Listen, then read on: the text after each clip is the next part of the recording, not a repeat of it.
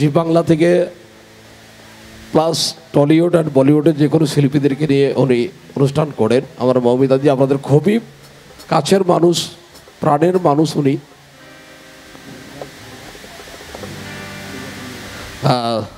আমি মঞ্চ ডেকে নেবো মাননীয় দুর্গাদাস দোলাই মহাশয়কে। আর একদম আমাদের মৌমিতাদিকে বরণ করে নিয়েছেন ব্যান্ডের যিনি হেড অফ দ্য ডিপার্টমেন্ট, যিনি কর্ণধার মৌমিতা এন্টারটেনমেন্টের, তাকে বরণ করেছে আমাদের মাস্টার বসে। জোর করে তালি চাইবো সবার কাছ থেকে, গরম করে একটু তালি। মাননীয় দুর্গাবুদ্ধ দোলাই মহাশয় বরণ করে নিচ্ছেন, ব্যাচ পরিয়ে দিচ্ছেন আমাদের কমিটির হেড অফ দ্য ডিপার্টমেন্ট, আমাদের কোষাধ্যক্ষ বাবু সুব্রত দা। আমি যার জন্য আসতে পেরেছি ধন্যবাদ জানাই মৌমিতাকে, ব্যান্ডের যিনি কর্ণধার, তাকে আন্তরিক অভিনন্দন জানাই। Thank you. হ্যাঁ, রেডি, স্টার্ট করুন। আচ্ছা, বরণ পর্ব আমরা ফাইনালি শেষ করে উঠতে পেরেছি। অধৈর্য হয়ে গেছে সবাই। কি এবার একটু গানে যাব নাকি আমার নাম কি বলবো বলো? নাম বলবো? এই ইতু তো আমার সিরিয়ালের নাম, আমার তো একটা অরিজিনাল নাম আছে। বলছি ইতু না, ইতু আমার অরিজিনাল নাম না, ইতুটা সিরিয়ালের। হ্যাঁ, সেটা আমার জিজ্ঞাসা করার কথা ছিল, যাই হোক। না না, ঠিক আছে, আজকে আমি সব নিজে নিজে জিজ্ঞেস করে নিচ্ছি। এ তো মানিয়ে নিয়েছে কাকু, তোমার শরীরটা অবস্থা ব্যাপারটা বুঝতে পেরেছি আমি। যাই হোক, তোকে ধন্যবাদ জানাই আমার তরফ থেকে। এ তোর অরিজিনাল নামটা কেউ জানেন? জানেননি? আচ্ছা, এই তো বলে দাও। আমার অরিজিনাল নাম হচ্ছে তিতলি। তিতলি মানে প্রজাপতি, তিতলি আইচ। আইচ হচ্ছে টাইটেল। কি বললাম? তিতলি আইচ। হ্যাঁ, আর কি প্রশ্ন আছে? আর কারোর কোনো প্রশ্ন আছে বলো? আমার বাড়ি কোথায়? আমার বাড়ি হচ্ছে কন্যগড়, হুগলি জেলায় কন্যগড়ে। আর আমি কন্যগড়েই থাকি, কন্যগড়েই থাকি ছোট থেকে। দেখছো প্রশ্ন, দেখছো কোথায় থাকো, বাবার নাম কি, ভোটের কার্ড আছে কিনা। আর কি প্রশ্ন? আমি সিরিয়ালে কিভাবে এসেছি? আচ্ছা, সেটা হচ্ছে এই যে সবাই আজকে আমাকে যারা যারা দেখতে এসছে সবাই কিন্তু আমাকে ইতু হিসেবে চেনে, কে আপন কে পর থেকে। কিন্তু আমি ইতুর আগেও বহু সিরিয়ালে কাজ করেছি, কিন্তু সেটা শিশু শিল্পী হিসেবে একদম ছোটোবেলায়। আর আমার প্রথম কাজ হচ্ছে আমি জি বাংলা ডান্সে আমি অ্যাঙ্কারিং করতাম, মানে সঞ্চালনা করতাম। তো তখন আমার 5 বছর বয়স ছিল এবং সেখানেও আসাটা খুব অদ্ভুতভাবে আমি এরকম দর্শকদের মধ্যে আমি দেখতে গেছিলাম শোটা, আমি পাস পেয়েছিলাম বলে। তো তখন সেখানে গিয়ে আমি জানতে পারি যে সেখানে পরের সিজনের জন্য বাচ্চাদের অডিশন চলছে।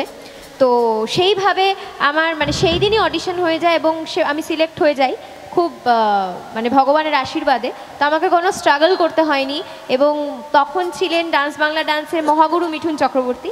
তো তার আমাকে খুব পছন্দ হয় এবং তিনি সিদ্ধান্ত নেন যে আমি ওখানে অ্যাঙ্কারিং করব পরের সিজন থেকে। তো সেইভাবেই আমার প্রথম কাজ ডান্স বাংলা ডান্স। তারপর বহু সিরিয়ালে আমি শিশু শিল্পী হিসেবে কাজ করি এবং অনেকটা বড় হওয়ার পর যখন আমি ক্লাস 10-এ পড়ি তখন কে আপন কে পর আর কি। একদম কারণ কিন্তু আছে মঞ্চে তিতলি আর প্রজাপতি আছে মঞ্চের মধ্যে, কার গায়ে বসবে জানার দরকার নেই। আচ্ছা, এবার আরেকটা গানে যাই। একদম, হ্যাঁ চলো।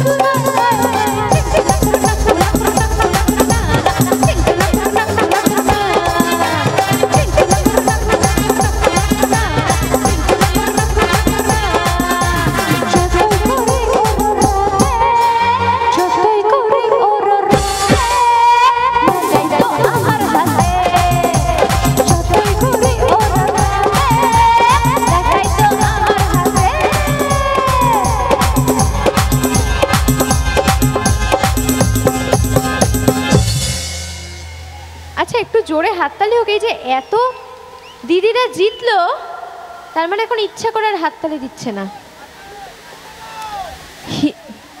হিন্দি আচ্ছা নিশ্চয়ই গাইবো, তবে আরেকটা গানে যাওয়ার আগে, যেটার জন্য আমি তো অভিনেত্রী হিসেবে এসেছি, সিঙ্গার হিসেবে তো নয়, তো একটা ডায়লগ হবে কি? কে আপন কে পর থেকে? বেশ, হ্যালো, হ্যাঁ একটা সংলাপ অন্তত শুনবো আমরা, কারণ মা বোনরা আছেন। কে কে আপন কে পর একটা সংলাপ হবে তো নাকি? হ্যাঁ একদম একদম একদম একদম, থ্যাংক ইউ। বেশ। তো আমি কোয়েল আর কোয়েল বলছি, সরি, ইতু আর ইতুর যে সতীন ছিল রিঙ্কি, তাদের দুজনের একটা ডায়লগ করে একদম। শোনাচ্ছি।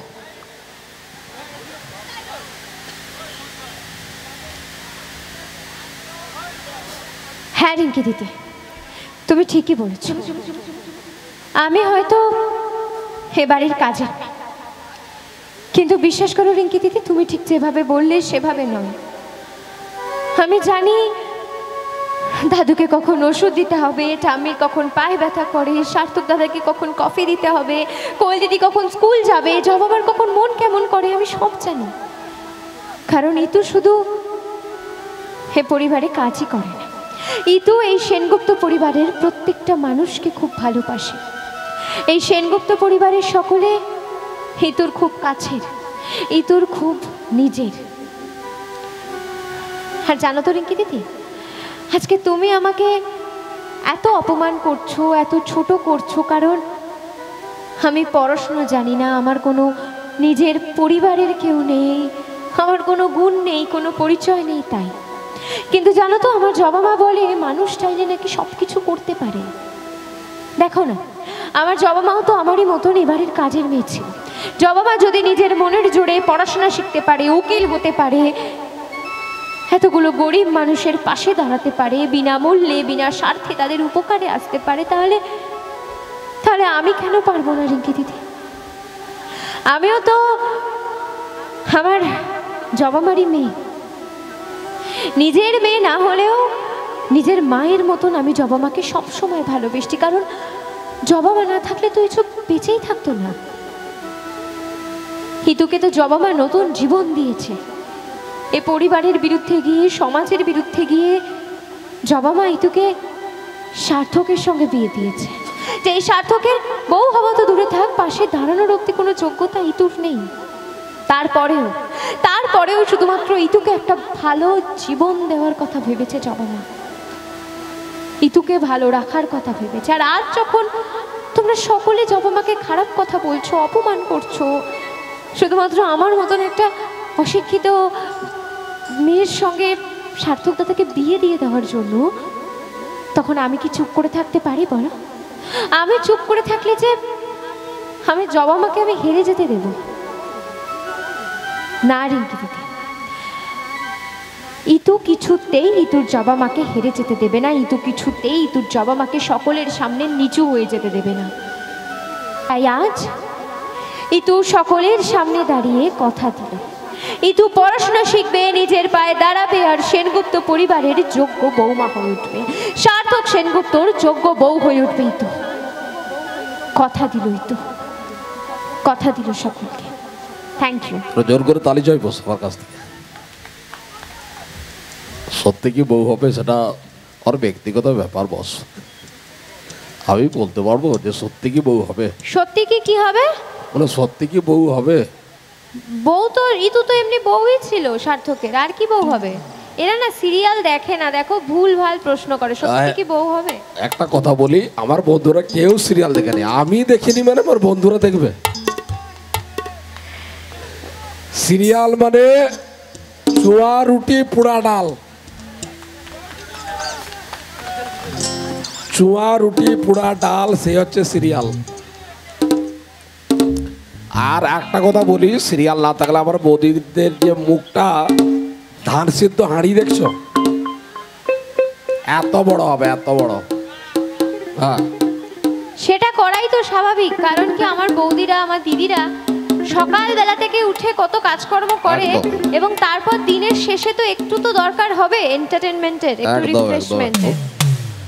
কেননা পরশুদিন হঠাৎ প্যাক শেষ, গিন্নি ফোন করছে, বলে প্যাক শেষ। আমি ঘরে নেই, তুমি মদ খাওয়া শুরু করে দিচ্ছ। বলছে না, টিভির প্যাক শেষ, আগে ভরে দাও, তারপর তুমি যেখানে যাবে যাও। মানে কি সিরিয়ালটা এমন জিনিস, সত্যি সিরিয়াল আছে বলে আমার বৌদি বোনদের মুখে হাসি আছে। কারণ আমার দাদা ভাইরা অনেক রাত পর্যন্ত বাড়ি থাকেন না। যাই হোক, যে ভালোবাসা দিয়েছেন বেশক্ষণ সময় নেব।